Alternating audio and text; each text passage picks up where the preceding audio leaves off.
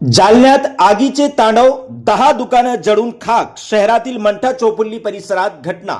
जालन्यातून एक मोठी आणि धक्कादायक बातमी समोर येत आहे. शहरातील गजबजलेल्या मंठा चौफुली परिसरात आज रात्री भीषण आग लागली. या आगीत तब्बल 10 दुकाने जळून खाक झाली असून व्यापाऱ्यांचे मोठ्या प्रमाणात आर्थिक नुकसान झाल्याची भीती व्यक्त केली जात आहे. धक्कादायक बाब म्हणजे एवढी मोठी घटना घडूनही अग्निशमन दलाच्या प्रमुखांशी संपर्क होऊ शकलेला नाही.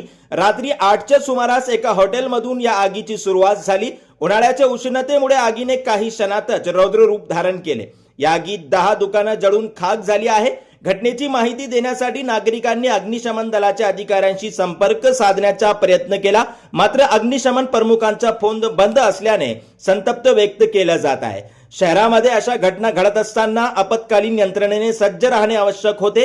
आगीत नेमकी किती आर्थिक नुकसान झाले आहे याची अधिकृत माहिती अद्याप समोर आलेली नाही. प्रशासनाने या प्रकरणाची गांभीर्याने दखल घ्यावी अशी मागणी स्थानिक नागरिकांनी केली आहे.